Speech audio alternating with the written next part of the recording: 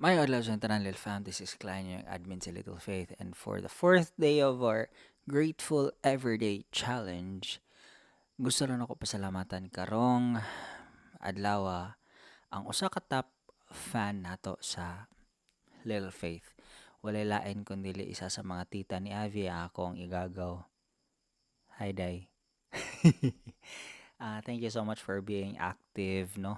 For leaving your comments sa ato ang mga posts wherein makatambok o kasing-kasing makapalipay kaayo nga basa day ka consistently sa ato ang mga content. Muhang mga prayers are duly noted, especially katong pagpadayon kauban sa tabang sa Ginoo, magapadayon ta padayon tag release og quality content para sa inyo tanan, Lil Fam.